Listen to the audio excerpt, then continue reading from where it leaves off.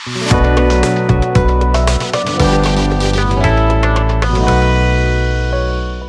हाय everyone. So हमारा next topic है motion of charge particle in a magnetic field. Short में पहले इसकी थ्योरी देख लेते हैं, क्योंकि इसमें दो ही जो केस हैं वो ही इंपॉर्टेंट होते हैं। तो जब भी कोई चार्ज पार्टिकल होता है, तो सपोज हमारे पास कोई चार्ज पार्टिकल और उसके पास चार्ज है क्यू, ओके, और उसका हमने एक मैग्नेटिक फील्ड अप्लाई कर रखी है बी, ओके, और उस मैग्नेटिक फील्ड के अंदर वो पार्टिकल मूव कर रहा है, और उसकी जो मोशन पार्टिकल की जो वेलोसिटी है वो सपोज कीजिए आपके पास कितना हो गई, v हो गई। तो ऐसी सिचुएशन में उस पार्टिकल पे मैग्नेटिक फील्ड की वजह से जो फोर्स लगता है उसका फॉर्मूला होता है क्यू वी क्रॉस बी, और ये थोड़ा सा आपने पढ़ा हुआ भी होगा। सो हमारे पास इस फोर्स की मैक्सिमम वैल्यू कितनी होगी, वी नो क्रॉस प्रोडक्ट में क्या होता है हमारे पास Q V B sine theta हो जाएगा। नाउ ये जो थीटा एंगल है ये आपको ध्यान रखना है, ये उस पार्टिकल की वेलोसिटी और मैग्नेटिक फील्ड के बीच में एंगल होना चाहिए। So when theta is equal to 90 degree, इस फोर्स की आपको मैक्सिमम वैल्यू मिलेगी, और वो मिलेगी क्यू वी बी, ओके। और इसकी जो मिनिमम वैल्यू है ऑफकोर्स वो हमें कितनी मिलेगी, जीरो मिलेगी, जब उस पर कोई फोर्स नहीं लगेगा। तो ये कैसे पता चलेगा हमें, जब हम धीरे धीरे इसके क्वेश्चंस करेंगे। तो हमारे पास अगर मान लीजिए इसमें दो ही केसेस हमें ध्यान में रखने हैं, क्वेश्चन आएगा तो उन्हीं दो केसेस से हमारे पास मिल जाएगा। केस फर्स्ट ये होता है कि जो वेलोसिटी है वो मैग्नेटिक फील्ड के बिल्कुल परपेंडिकुलर है, राइट। और इस केस में तो हमारे पास जो उसका पाथ होने वाला है वो पाथ कैसा होने वाला है, और अगर वो सर्कुलर है तो उसकी रेडियस क्या है, एंड सो ऑन, ये सब डिस्कस करने वाले हैं। तो इसका ये मतलब है कि सपोज आपके पास ये जो आपके मोबाइल की या लैपटॉप की जो भी स्क्रीन है, इस स्क्रीन के अंदर हमने कोई मैग्नेटिक फील्ड अप्लाई कर रखी है, ओके। सो और वो मैग्नेटिक फील्ड जो है वो स्क्रीन के परपेंडिकुलर है। आप अंदर भी ले सकते हैं, चाहे आप बाहर ले लीजिए, दोनों ही केस में कोई फर्क नहीं पड़ेगा। सो ये ले लीजिए मैग्नेटिक फील्ड की डायरेक्शन, तो इनसाइड द प्लेन ले लिया, करेक्ट। और अब मान लीजिए कोई क्यू चार्ज का जो पार्टिकल है वो इस डायरेक्शन में ट्रेवल कर रहा है, ये उसकी वेलोसिटी है, ओके। मैग्नेटिक फील्ड अंदर की तरफ है, तो मैं एक बार इस तरह से बना देती हूँ, ये देखो ये मैग्नेटिक फील्ड की है और वेलोसिटी ये। तो आप ध्यान से देखिए, v क्रॉस b कीजिए, v क्रॉस b की डायरेक्शन कहाँ आ रही है, आपका थंब राइट हैंड से आप v को b के साइड में कर्ल कीजिए, आपका थंब ऊपर की तरफ जा रहा है। सो ये जो पार्टिकल ऐसे जा रहा होगा इसको ऊपर की तरफ पुश मिलेगा, और इधर ऑब्वियसली वो इस डायरेक्शन में जा रहा है और कोई चीज उसको ऊपर खींचना चाह रही है, तो ऊपर जाने की वजह से इसका पाथ जो है वो कैसा हो जाएगा, कर्व टाइप का हो जाएगा। जब वो यहाँ पहुंचेगा तो इसके ऊपर जो फोर्स होगा वो उसको और डिफ्लेक्ट करेगा।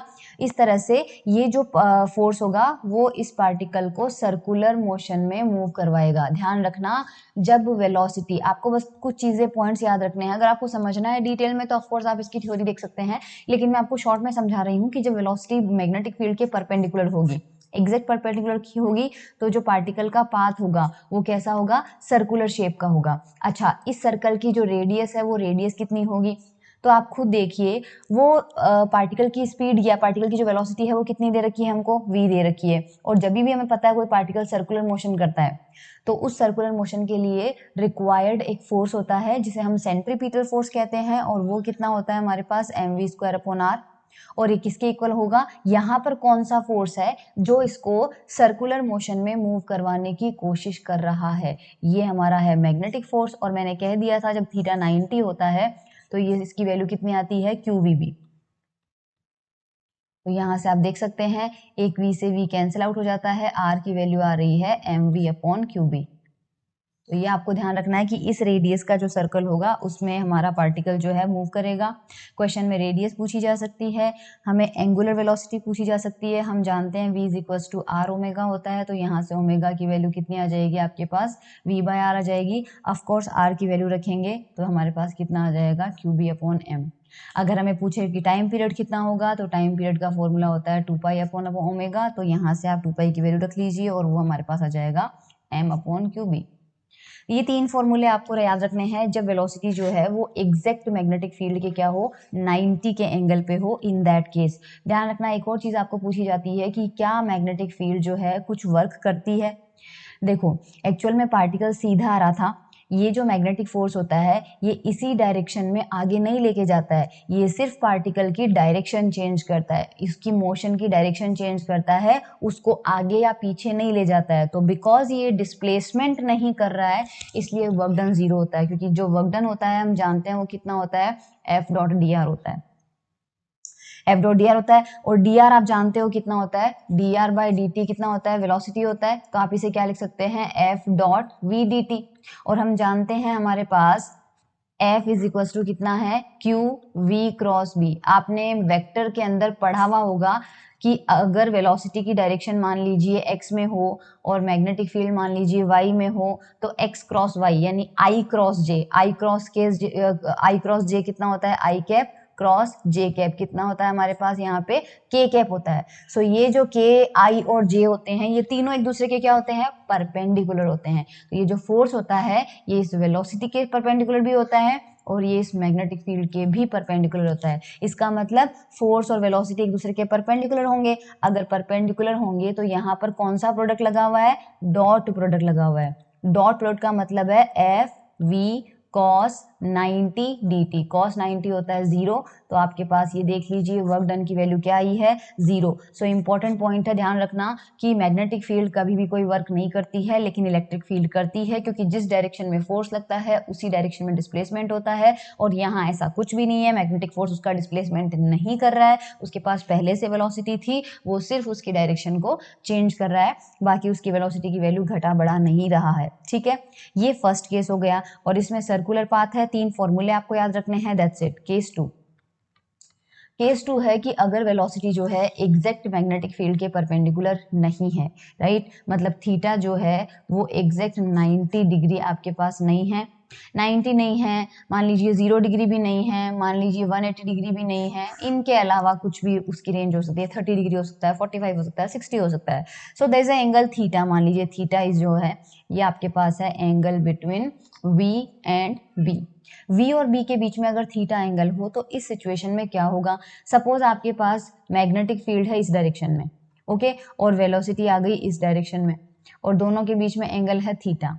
ऐसी सिचुएशन में वेलोसिटी के 2 कंपोनेंट किए जा सकते हैं, इस साइड आएगा V cos थीटा और मैग्नेटिक फील्ड के परपेंडिकुलर आएगा V sin थीटा। और हमें पता है कि मैग्नेटिक फील्ड के परपेंडिकुलर जो कंपोनेंट होता है वो सर्कुलर मोशन करवाएगा और वो जो सर्कल बनेगा वो मैग्नेटिक फील्ड के भी परपेंडिकुलर होगा। तो ध्यान रखिएगा, अगर आपके पास मैग्नेटिक फील्ड इस डायरेक्शन में है तो पार्टिकल का फिलहाल मैं केवल V sin थीटा वाला कंपोनेंट ले रही हूँ, इस साइड में V sin थीटा है। ये केस 1 वाला ही आ गया हमारे पास। केस 1 में यही था कि मैग्नेटिक फील्ड और वेलोसिटी के परपेंडिकुलर होता है, तो हमारे पास ये इस डायरेक्शन में, तो ऐसी सिचुएशन में इसका जो सर्कल बनेगा वो स्क्रीन के परपेंडिकुलर बनेगा। ध्यान रखना, वो स्क्रीन के परपेंडिकुलर बनेगा। ये आप राइट हैंड से डायरेक्शन निकाल सकते हैं वेलोसिटी की, ठीक है। सो सर्कल यहीं पर बनना चाहिए, इसी जगह सर्कल बनना चाहिए था, इसी जगह बार बार स्क्रीन के परपेंडिकुलर। लेकिन क्योंकि इसके अंदर V cos थीटा वाला कंपोनेंट जो है वो मैग्नेटिक फील्ड की डायरेक्शन में है, तो ये जो V sin थीटा है ये सर्कल बनता रहेगा और साथ में इसकी मोशन जो है वो आगे भी होती जाएगी। And this path is called helical path, जिसमें एक सर्कल होता है और आगे भी वो बढ़ता जाता है। तो V cos थीटा वाला कंपोनेंट जो है वो उसके आगे ले जा रहा है और V sin थीटा वाला उसको सर्कुलर मोशन दे रहा है। तो आगे सर्कल ऐसे करके ये पाथ कैसा बन जाएगा, हेलिकल पाथ बन जाएगा। और इसमें बिकॉज ये सर्कुलर मोशन तो बन ही रहा है, तो अगर यहाँ से यहाँ तक की ये जो डिस्टेंस है this is the radius of circle, तो इस रेडियस का फॉर्मूला आपके पास कितना होगा, ऊपर हमने अभी पहले देखा था mv अपॉन क्यूबी होता है, तो वो सेम फॉर्मूला रहेगा mv अपॉन क्यूबी, लेकिन v की जगह परपेंडिकुलर कंपोनेंट आता है, तो पहले v खुद परपेंडिकुलर था लेकिन इस बार क्या है v sin थीटा है। तो रेडियस का फॉर्मूला तो ये रहेगा। एंड टाइम पीरियड का हम कैसे निकालेंगे, सो टाइम पीरियड का फॉर्मूला आपके पास पिछली बार कितना आया था, ध्यान रखना।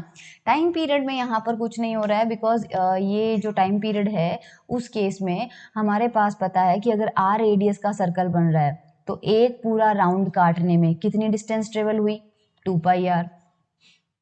और कौन सी वेलोसिटी से परपेंडिकुलर मोशन हो रहा है, v sin थीटा, बिकॉज ये होता है डिस्टेंस और ये होता है आपके पास स्पीड। तो डिस्टेंस अपॉन स्पीड क्या होता है, टाइम। ये रेडियस का एक्सप्रेशन उठा के आप यहाँ पर पुट कर लीजिए, तो 2 pi upon v sin theta और ये आ जाएगा m upon Q B v sin theta.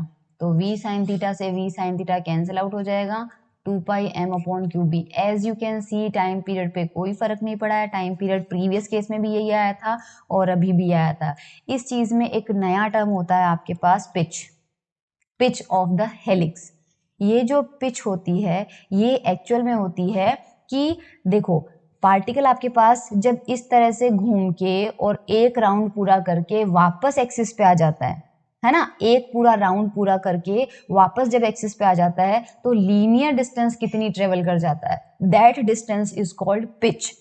तो हमें पता है कि लीनियर जो वेलोसिटी है वो कौन सी थी, v cos थीटा, और एक सर्कल पूरा करने में जो टाइम लगा है वो कितना टाइम था, कैपिटल टी। तो ऑब्वियसली ये जो पिच है, इस पिच का फॉर्मूला होगा, डिस्टेंस ही निकालनी है या आपको लीनियर डिस्टेंस है, तो डिस्टेंस का फॉर्मूला होता है आपके पास क्या, स्पीड इनटू टाइम। तो स्पीड इस बार कौन सी लेनी पड़ेगी, v cos थीटा, और टाइम कौन सा लेना पड़ेगा, कैपिटल टी। तो ये वैल्यूज पुट करेंगे तो 2 पाई m अपॉन क्यू भी तो हमारा टाइम पीरियड था, और ये आ जाएगा v cos थीटा। तो दिस इज पिच। बस मोशन ऑफ चार्ज पार्टिकल में इतने ही फॉर्मूले हमारे पास हैं। Okay, now we will go with the questions. हमें क्वेश्चन इसके करने हैं, राइट।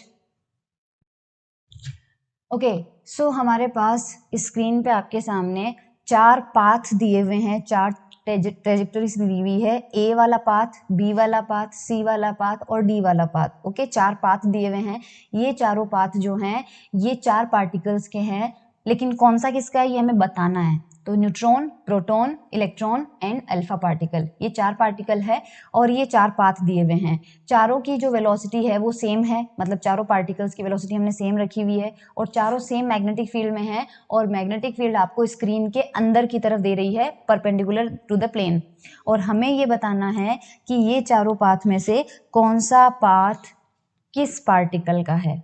तो ये वाला क्वेश्चन जो है वो अब सोचिए कैसे करेंगे। सो आप वीडियो को पॉज कीजिए और फिर पहले से खुद से एक बार इस क्वेश्चन को करने की कोशिश कीजिए। देखो हमें इस ट्रेजेक्टरी में क्या पता चल रहा है, हमें ये दिख रहा है कि सबकी रेडियस जो है उसका अंदाजा है कि डी वाले की रेडियस सबसे कम है, उससे ज़्यादा फिर ए वाले की रेडियस बन रही है, उससे भी ज़्यादा फिर बी वाले की रेडियस बन रही है, और सी वाला तो बिना डेविएशन के, मतलब यहाँ से एंटर करते हैं ये सारे पार्टिकल और एंटर करके ऐसे ही निकले हैं ये चारों पार्टिकल, लेकिन एक पार्टिकल आगे डी में चला जाता है, एक ए वाला पाथ फॉलो कर लेता है, एक बी वाला पाथ ऊपर वाले रीजन में है, मतलब ये जो लाइन है इसके नीचे कोई मैग्नेटिक फील्ड नहीं थी।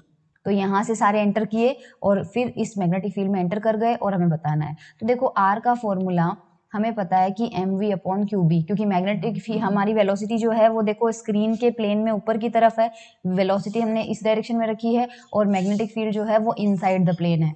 सो वी एंड बी के बीच में एंगल कितना हो गया, 90। तो केस कौन सा हो गया, फर्स्ट वाला केस हो गया। फर्स्ट वाले केस में हमारे पास पता है कि R is equal to M V upon Q होता है। अब हमें इसका मतलब है कि जो आर है, अब क्या क्या सेम है, एक तो वेलोसिटी सेम है, ये वेलोसिटी सबकी सेम है, मैग्नेटिक फील्ड सबके लिए सेम है, तो मैग्नेटिक फील्ड सबके लिए सेम है, तो डिफरेंस क्या होगा, m बाई क्यू। तो रेडियस किसके प्रोपोर्शनल आ रही है, m अपॉन क्यू के प्रोपोर्शनल आ रही है। ठीक है, अब हम सबके लिए निकालते हैं जो 4 पार्टिकल हमें दिया हुआ है। सबसे पहले हम m बाई क्यू ये हम निकालते हैं, मान लीजिए अल्फा पार्टिकल के लिए। ठीक है, तो अल्फा पार्टिकल में हमें पता है कि अल्फा पार्टिकल क्या होता है, हीलियम का न्यूक्लियस होता है। हीलियम के न्यूक्लियस में 2 न्यूट्रॉन और 2 प्रोटॉन होते हैं। तो अगर एक प्रोटॉन का मास है ना, एक प्रोटॉन का जो मास है वो m लेके चलेंगे, और उसका जो चार्ज है सपोज करो हम e लेके चलेंगे। प्रोटॉन का चार्ज हम क्या लेंगे, प्लस e, और प्रोटॉन का मास हम लेते हैं m।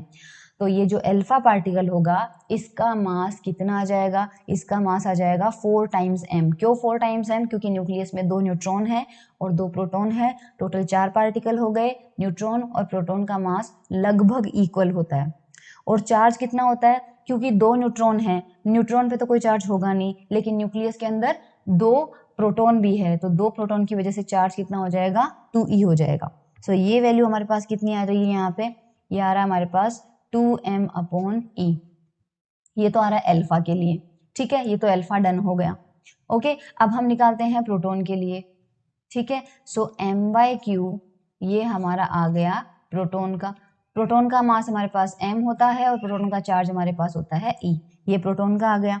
ठीक है, सो हमारे पास ये चीज पता चल गई। अब न्यूट्रॉन का है, न्यूट्रॉन का हमारे पास कोई चार्ज पार्टिकल नहीं होता है, चार्ज ही नहीं होता है, इसलिए ये ध्यान रखना, बिकॉज न्यूट्रॉन जो है उसके ऊपर चार्ज ही नहीं है, इसलिए हमारे पास उसका डेविएशन होगा ही नहीं, उस पर फोर्स लगेगा ही नहीं। या तो आप ऐसे कर लीजिए, दूसरा तरीका ये है कि आर हमारे पास ये जो रेडियस है ये m/q के प्रोपोर्शनल आ रही है, और बिकॉज न्यूट्रॉन का चार्ज 0 है तो रेडियस इनफाइनाइट होगी, और इनफाइनाइट रेडियस का मतलब होता है स्ट्रेट लाइन। तो ये जो सी वाली लाइन है ये तो डेफिनेटली किसकी होगी, न्यूट्रॉन की होगी, न्यूट्रॉन की होगी। और दूसरा हम जानते हैं कि जो फोर्स लगता है वो होता है Q V क्रॉस B पे।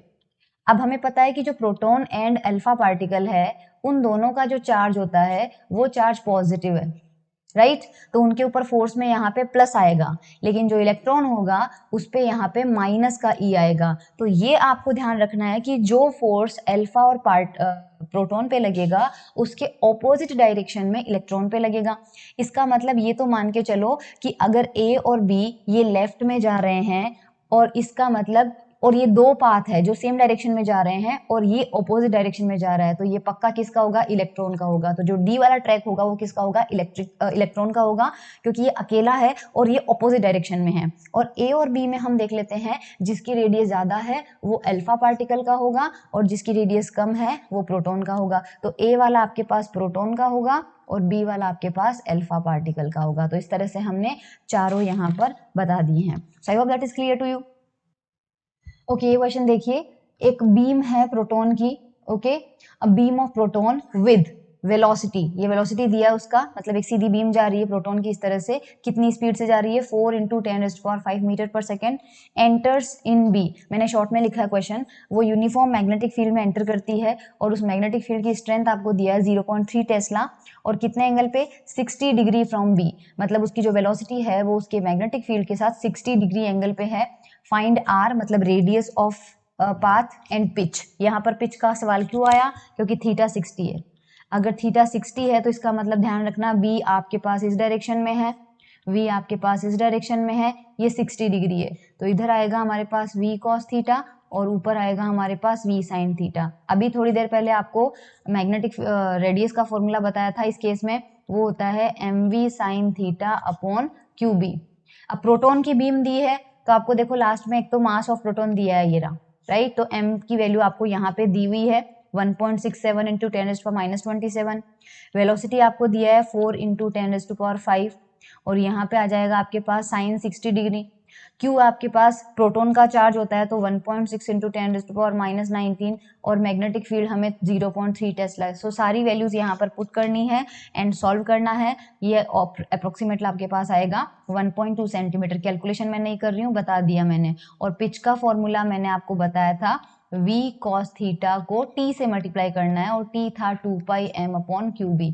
तो सारी वैल्यूज आपके पास क्वेश्चन में डिटेल्स गिवन है, वैल्यूज पुट करना है। और पिच भी डिस्टेंस ही होती है, तो आपके पास 4.35 जो है आपके पास सेंटीमीटर के अंदर इसका आंसर आ जाएगा। सो आई होप ये आपको समझ में आ गया है। एक और क्वेश्चन कर लेते हैं। अब देखिए आपके पास ये question, a charge particle enters a non uniform unidirectional, uni का मतलब होता है सिंगल डायरेक्शन में, such that initial velocity is parallel to magnetic field. Radius क्या होगी, v मैग्नेटिक फील्ड के पैरेलल है, मतलब थीटा आपके पास कितना है, 0 है, थीटा आपके पास कितना दिया है, 0 दिया हुआ है। और उस कंडीशन में तो आपके पास, मैंने आपको बताया था कि f का फॉर्मूला होता है q v क्रॉस b। तो ये जो फोर्स है ये लगेगा ही नहीं, क्योंकि v क्रॉस b की वैल्यू 0 हो जाएगी, तो फोर्स 0 हो जाएगा। तो पार्टिकल जैसा आया है बिना डेविएट हुए उसी डायरेक्शन में निकल जाएगा, तो स्ट्रेट लाइन में जाएगा। और जब स्ट्रेट लाइन होती है तो आपके पास रेडियस कितनी होती है, इन्फिनिटी होती है। तो आपके पास इसका आंसर होगा C. Okay, a charge particle moves in uniform magnetic field such that initial velocity is perpendicular to the magnetic field, no other force acts on the particle. तो आपके पास चार्ज पार्टिकल है, यूनिफॉर्म मैग्नेटिक फील्ड में जा रहा है, initial velocity is perpendicular. So जाहिर सी बात है v परपेंडिकुलर टू b है, इसका मतलब जो मोशन होगा वो कैसा होगा, सर्कुलर होगा। लेकिन इसने इनिशियल वेलोसिटी ही बोला है, आगे जाके मान लीजिए इस v की वैल्यू जो है वो कम ज्यादा होती है, तो सर्कुलर जो मोशन है वो भी यूनिफॉर्म और नॉन यूनिफॉर्म दोनों केस में हो सकता है, इसलिए सी ऑप्शन करेक्ट है। The motion can be uniform circular motion depending, हमारे पास जो वेलोसिटी वैल्यू है वो हम बाद में चेंज करते हैं या नहीं, ठीक है। A tightly wound long solenoid carries a current. An electron is found to execute a uniform circular motion inside the solenoid with a frequency. Find the number of turns per meter. Number of turns हमें यहाँ पे निकालना है। Question को देखिए, आपके पास current की value है ना, एंड फ्रीक्वेंसी दिया है। अब सबसे पहले देखो फ्रीक्वेंसी आपको रिवॉल्यूशन पर सेकेंड के अंदर दिया है, ठीक है। तो रिवॉल्यूशन पर सेकेंड के अंदर इस क्वेश्चन को पोज करके आप नोट करिए, इसका सॉल्यूशन पे चलते हैं हम। यहाँ पर एक्चुअल में सोलेनोइड दिया है आपके पास, है ना, सोलेनोइड है। हमें पता है कि लॉन्ग सोलेनोइड जो होता है उसमें मैग्नेटिक फील्ड का फॉर्मूला जो होता है वो होता है म्यू नॉट एन आई। तो सबसे पहले हमारे पास मैग्नेटिक फील्ड का फॉर्मूला ये है। और फ्रीक्वेंसी का फॉर्मूला हमने देखा था कि ओमेगा की वैल्यू हमारे पास कितना था, ओमेगा की वैल्यू था Q B upon M, Q B upon M था। और वैसे हमारे पास हम जानते हैं ओमेगा इज इक्वल टू कितना होता है, 2 पाई एफ होता है, राइट। तो एफ की वैल्यू कितनी हो जाएगी, ओमेगा अपॉन 2 पाई। यहाँ से एफ की वैल्यू कितनी हो जाएगी, Q B upon 2 pi M, right. तो यहाँ से मैग्नेटिक फील्ड की वैल्यू अगर निकालो तो कितनी आ रही है, 2 pi M F upon Q, 2 pi M F upon Q. सो सोलेनोइड के अंदर मैग्नेटिक फील्ड का फॉर्मूला ये है, जबकि फ्रीक्वेंसी से मैग्नेटिक फील्ड का फॉर्मूला ये है। दोनों को इक्वेट कर दीजिए, कुछ नहीं करना है, बस इक्वेट करना है। तो mu naught N I and 2 pi M F upon Q, ये दोनों हमें इक्वेट करना है। और हमें नंबर ऑफ टर्न्स निकालना है, तो सिर्फ नंबर ऑफ टर्न्स को एक साइड रखिए, बाकी सबको जाने दीजिए। तो 2 pi M F upon mu naught I into Q. देखो इलेक्ट्रॉन फ्रीक्वेंसी आपको क्वेश्चन में दिया है, ठीक है। इलेक्ट्रॉन दिया है तो इलेक्ट्रॉन का मास हमें पता होता है 9.1 इंटू 10⁻31, 2 पाई कॉन्स्टेंट है। म्यू नॉट की वैल्यू होती है 4 पाई इंटू 10⁻7। करंट क्वेश्चन में हमें 2 एम्पियर दिया है और इलेक्ट्रॉन का चार्ज भी हमें पता है। सो ये सारी वैल्यूज पुट करेंगे, so probably we will get 14-20 turns आएगा। आप इसको थोड़ा सा वेरीफाई कर लीजिएगा। ये क्वेश्चन देखिए, in a region steady and uniform electric and magnetic fields are present, these two fields are parallel to each other. मतलब मान लीजिए इस डायरेक्शन में मैग्नेटिक फील्ड है और इसी डायरेक्शन में इलेक्ट्रिक फील्ड है। Charge particle release from rest, यहाँ से हमने एक पार्टिकल रिलीज किया रेस्ट से, तो जैसे ही रेस्ट से रिलीज करेंगे इलेक्ट्रिक फील्ड इसको अपनी तरफ पुश करेगा तो इसके पास वेलोसिटी आ जाएगी। लेकिन हमें पता है कि जिस डायरेक्शन में इलेक्ट्रिक फील्ड लगती है उसी डायरेक्शन में पार्टिकल के पास फोर्स लगता है और पार्टिकल उसके पीछे पीछे चलता है। क्यों, पार्टिकल को इलेक्ट्रोस्टैटिक्स में बताया है इसी डायरेक्शन में जाएगा। सो इसकी जो वेलोसिटी आएगी एक्चुअल में वो बी के पैरेलल आएगी। So V parallel to B होगा। इस कंडीशन में जो आपके पास मैग्नेटिक फोर्स होता है वो कितना लगेगा, 0, क्योंकि v क्रॉस b की वैल्यू 0 आएगी। सो पार्टिकल बिना डेविएट हुए आगे चलता जाएगा क्योंकि इलेक्ट्रिक फील्ड उसको आगे ले जाती जाएगी और मैग्नेटिक फील्ड पैरेलल होने की वजह से उसको डिफ्लेक्ट नहीं कर रही है। सो आपको क्या मिलेगा, स्ट्रेट लाइन ही मिलेगा। नेक्स्ट क्वेश्चन देखिए, electron is moving along positive x axis. ठीक है, एक इलेक्ट्रॉन जो है पॉजिटिव एक्स में जा रहा है। Uniform electric field exist towards negative Y axis. तो हमें एक बात ध्यान रखनी है, एक इलेक्ट्रॉन है, ठीक है, ये पॉजिटिव एक्स में जा रहा है, प्लस एक्स इस डायरेक्शन में है, ठीक है। ऊपर मान लीजिए प्लस वाई है, तो प्लस वाई में क्या है, uniform electric field exist toward negative Y. नीचे की तरफ इलेक्ट्रिक फील्ड लगी हुई है नेगेटिव वाई में, और हमें पता है क्यू चार्ज के पार्टिकल को ई इलेक्ट्रिक फील्ड में लगाते हैं तो जिधर ई जाता है उधर ही जाता है। लेकिन अगर ये क्यू नेगेटिवली चार्ज है तो अगर आपने इलेक्ट्रिक फील्ड आगे लगाई है तो पार्टिकल कहाँ जाएगा, पीछे की तरफ जाएगा। तो यहाँ पर अगर नीचे इलेक्ट्रिक फील्ड है तो इलेक्ट्रॉन किधर जाएगा, इलेक्ट्रॉन ऊपर की तरफ जाएगा क्योंकि वो ऑपोजिट जाता है इलेक्ट्रिक फील्ड के। तो इलेक्ट्रॉन किधर जा रहा है, प्लस वाई में जा रहा है, राइट। इलेक्ट्रॉन किधर जा रहा है आपका, प्लस वाई में जा रहा है। What should be the direction of magnetic field so that the net force of electron is 0। इसका मतलब ये जो इलेक्ट्रिक फील्ड है इसकी वजह से इलेक्ट्रॉन अगर प्लस वाई में जा रहा है तो मैग्नेटिक फील्ड हमारी ऐसी डायरेक्शन में होनी चाहिए सो दैट ये इलेक्ट्रिक फील्ड का जो फोर्स है एफ ई, अगर ये ऊपर उसको खींच रहा है तो जो मैग्नेटिक फील्ड है वो इसको बिल्कुल सेम फोर्स से नीचे खींचे। मतलब जो मैग्नेटिक फोर्स है वो किस डायरेक्शन में आना चाहिए, माइनस वाई में आना चाहिए। आई होप रीजन क्लियर है आपको। इलेक्ट्रिक फील्ड अगर उसको ऊपर ले जा रही है तो मैग्नेटिक फील्ड अगर उसको नीचे लेके आ जाए तो हमारे पास वो पार्टिकल क्या आ जाएगा, उसका फोर्स जो है वो बैलेंस हो जाएगा। और हमें बस अभी यही निकालना है। तो सबसे पहले हम चलते हैं फोर्स में, मतलब कुल मिला के हमें जो फोर्स है वो माइनस वाई डायरेक्शन में चाहिए। अब हम जानते हैं कि मैग्नेटिक फोर्स होता है Q V cross B, right.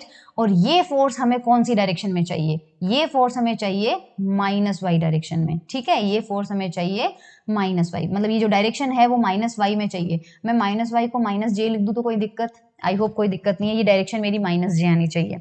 अब यहाँ पर क्यू मेरा कितना है, इलेक्ट्रॉन की वजह से है तो मैं उसको माइनस ई लिख देती हूँ। वेलोसिटी हमें क्वेश्चन में गिवन है पॉजिटिव x डायरेक्शन में, प्लस x डायरेक्शन में वेलोसिटी हमें दी हुई थी, तो यहाँ पर आई कैप आ जाएगा, राइट। क्रॉस, हमें मैग्नेटिक फील्ड का नहीं पता है तो हम इसको b में ही रख देते हैं, b की डायरेक्शन ही रख देते हैं अभी, और ये हमारे पास आना चाहिए माइनस का j आना चाहिए। ओके, सो आई होप ये हमें यहाँ तक कोई प्रॉब्लम नहीं है।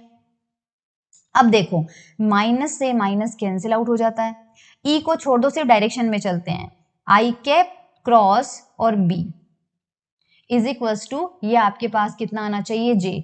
अब आप खुद बताइए कि आई को किससे मल्टीप्लाई करोगे, कौन सी डायरेक्शन से। अब मैं आई को अगर आई से ही मल्टीप्लाई कर देती हूँ तो 0 मिल जाएगा, राइट। आई को मैं अगर जे से मल्टीप्लाई कर देती हूँ तो मुझे के कैप मिल जाएगा, मुझे के कैप नहीं चाहिए, मुझे जे कैप चाहिए। तो खुद सोचो कि अगर मैं इसकी वैल्यू, इस बी की वैल्यू माइनस का के कैप रख दूं, तो माइनस का के कैप रखने से आपके पास कितना मिल जाएगा, पॉजिटिव का जे मिलेगा या नहीं मिलेगा, देखो। तो ये हमारे पास कितना मिलेगा, जे मिलेगा। इसका मतलब जो मैग्नेटिक फील्ड है वो किस में होनी चाहिए, माइनस जेड। तो नेगेटिव जेड में आपके पास इलेक्ट्रिक जो मैग्नेटिक फील्ड है वो नेगेटिव जेड में होनी चाहिए। इस क्वेश्चन में देखिए, the electron having kinetic energy T, okay, the electron having kinetic energy T is moving in a circular orbit of radius r perpendicular to uniform magnetic field B. If kinetic energy is doubled and magnetic induction tripled, the radius will become. सो हमें यहाँ पर kinetic energy के term में दिया है। अच्छा, kinetic energy हमारे पास suppose kinetic energy के है, तो उसको कर दिया है डबल, यानी 2k कर दिया है, और मैग्नेटिक इंडक्शन को ट्रिपल कर दिया है। मैग्नेटिक को कितना कर दिया है, तो हमें k और b के टर्म्स में रेडियस का फॉर्मूला देखना है, लेकिन उस वक्त बाकी सारी चीजें क्या होनी चाहिए, कांस्टेंट होनी चाहिए। तो यहाँ पर हमारे पास ये देखिए,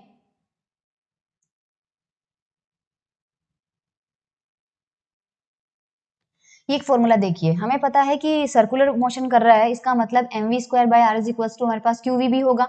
यहीं से हमने रेडियस का फॉर्मूला निकाला था, तो v से v कैंसिल आउट होके हमें ये रिलेशन मिल जाएगा। दोनों साइड में स्क्वायर कर देंगे तो हमारे पास ये एक्सप्रेशन आ जाएगा, और यहाँ से हम r स्क्वायर की वैल्यू निकालेंगे तो ये मिल रहा है हमें m square upon q square b square multiply by v square. अब काइनेटिक एनर्जी हम जानते हैं कितना होता है, हाफ mv स्क्वायर यहाँ से होता है, तो यहाँ से आप v स्क्वायर की वैल्यू निकाल लीजिए which is 2k bye m, और ये 2k बाय m हम यहाँ पर पुट कर देते हैं तो हमें रेडियस का फॉर्मूला मिल जाएगा। ओके, और देखिए रेडियस हमारे पास आ रही है ये।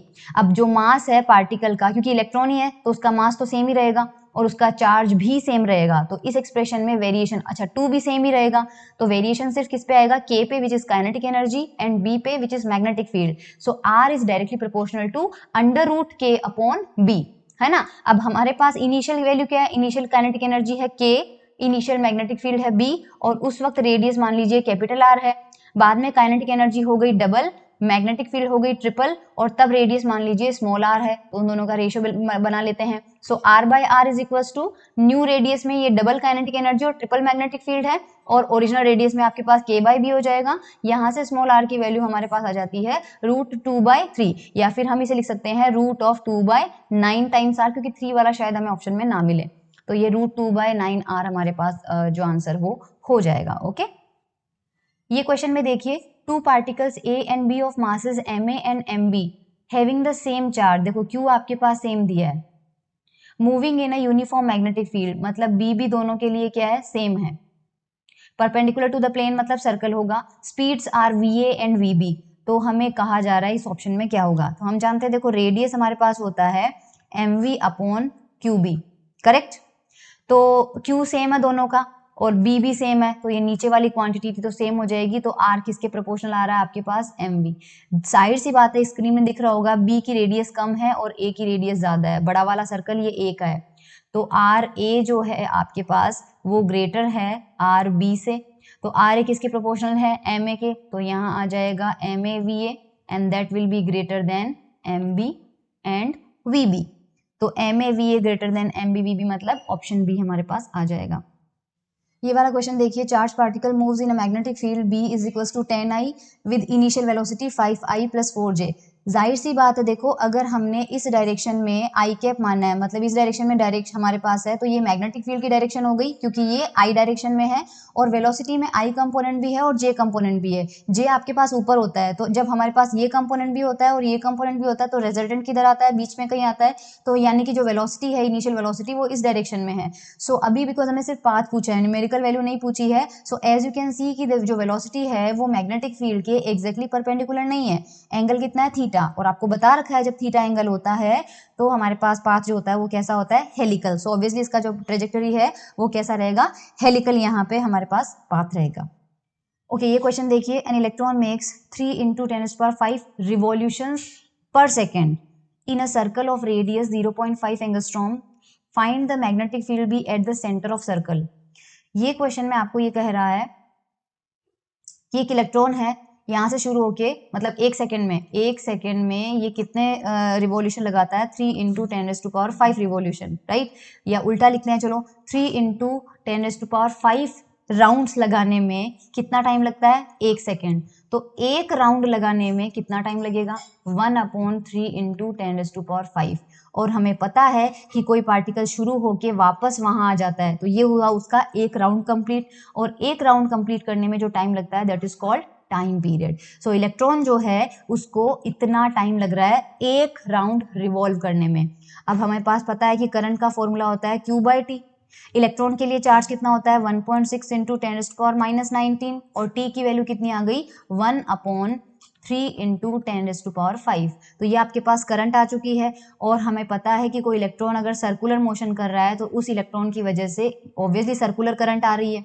और सर्कुलर करंट जो आ रही है हमारे पास, किसी भी सर्कुलर लूप में जब करंट आई फ्लो होती है तो उसके सेंटर पे मैग्नेटिक फील्ड का फॉर्मूला हम पढ़ चुके हैं, μ0I/2R। तो आई की वैल्यू हमें यहाँ से मिल चुकी है और रेडियस हमें क्वेश्चन में गिवन है 0.5 एंगस्ट्रॉम है, तो एंगस्ट्रॉम को मीटर में कन्वर्ट कर लेंगे तो कितना आ जाएगा, -10 आ जाएगा। सो यहाँ से हमारे पास, और μ0 की वैल्यू हमें पता ही है, μ0 की वैल्यू होती है 4π × 10⁻⁻⁷।